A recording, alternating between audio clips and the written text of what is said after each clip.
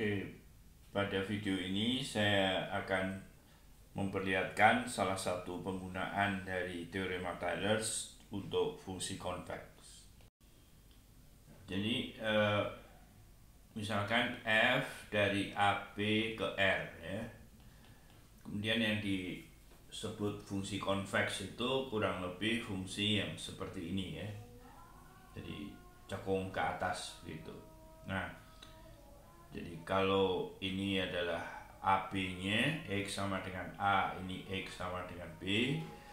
Nah, fungsi yang seperti ini itu adalah dengan didefinisikannya sebagai apa? Kalau saya ambil titik X1, X2 sembarang, ini adalah nilai-nilainya. Kemudian kalau ini saya hubungkan, nilai fungsi itu ada di bawah. Ya.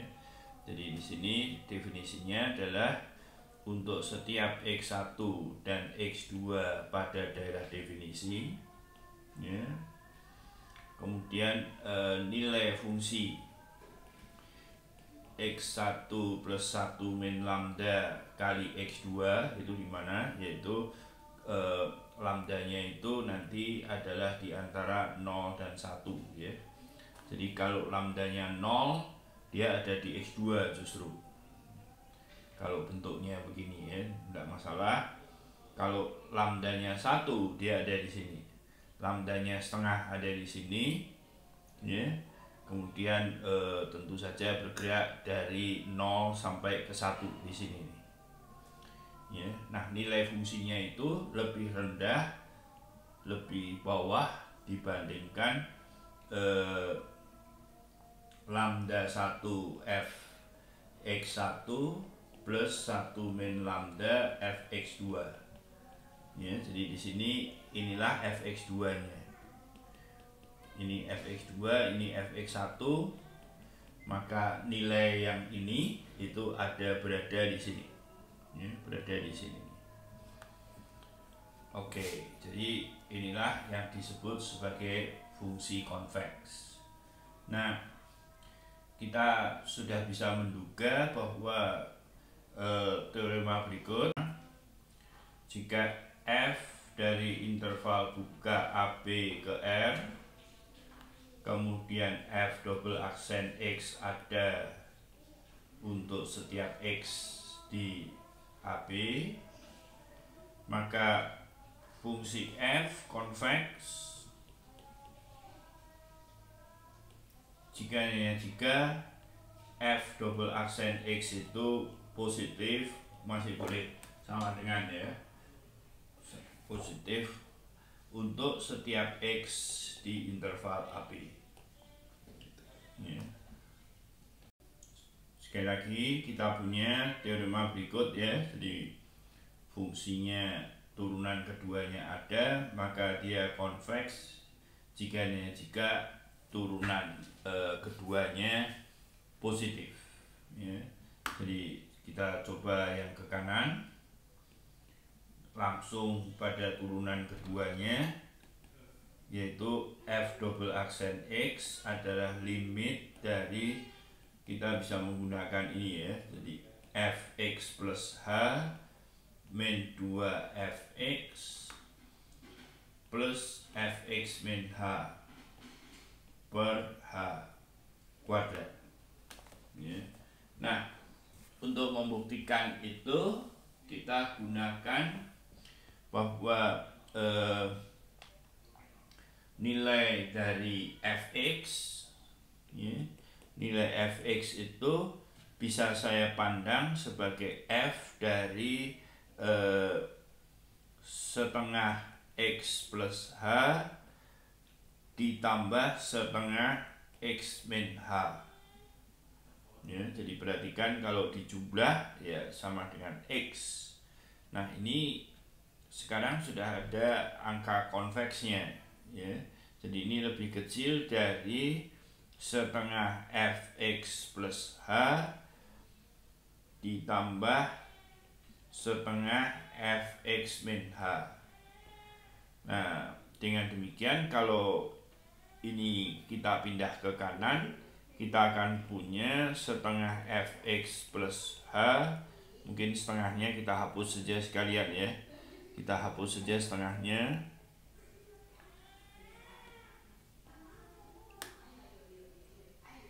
Oke, gitu saja. Dikurangi dengan 2fx plus fx min h. Nah, ini positif. Jadi kita lihat bahwa kalau dia convex, bentuk ini positif, tentu saja limitnya ada karena ini, jadi dia lebih besar dari 0. Nah, dengan demikian kita sudah membuktikan kalau f-nya convex, maka turunan keduanya akan positif. Nah, sekarang sebaliknya, ya, jika turunan keduanya positif, kita akan membuktikan bahwa dia convex. Nah, sekarang baru terlihat penggunaan teorema Taylor untuk kasus ini, ya. Jadi akan diperlihatkan, akan dibuktikan bahwa f convex, ya. Jadi ambil saja, x1 dan x2, ya. Jadi yang akan diperlihatkan adalah untuk setiap lambda positif, lambda-nya di antara 0, 1, nilai f lambda x1 1 min lambda x2 itu lebih kecil sama dengan lambda 1 fx1 plus 1 min lambda fx2, ya. Jadi akan dibuktikan ini.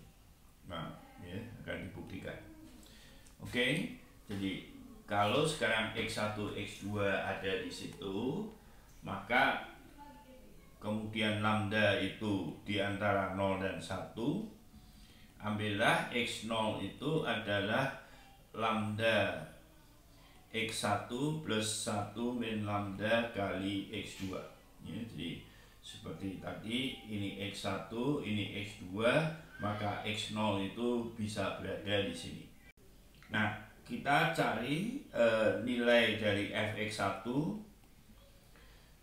di sekitar fx0, ya. Jadi setengah, belum setengah, ya, f aksen x0 kali x1 min x0, ya, plus f double aksen x0 per 2 faktorial kali salah saya, ini bukan x0 tetapi katakanlah c1, ya, c1 x1 min x0 kuadrat, dengan c1 itu diantara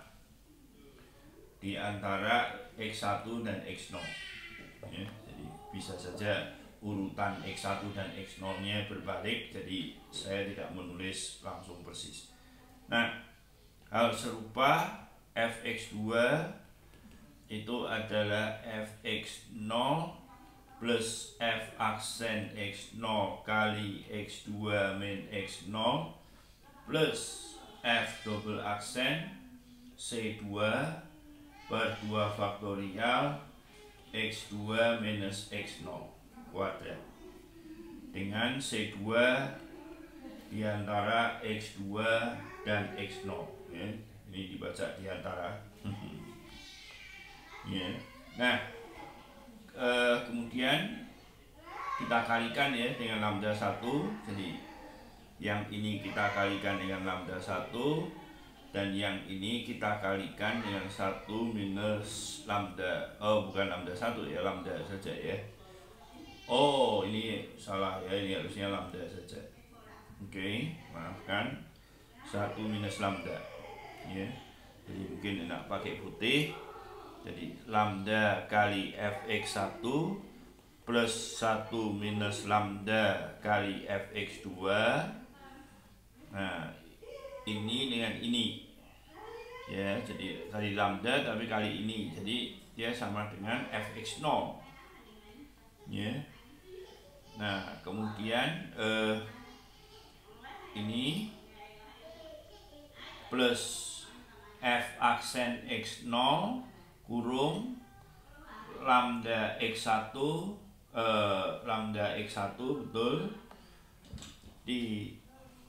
dikurangi lambda X0 ditambah 1 minus lambda X2 dikurangi 1 minus lambda X0, maafkan ini ya, dan ditambah suku ini dan suku ini yang positif. Nah, gini saja lah.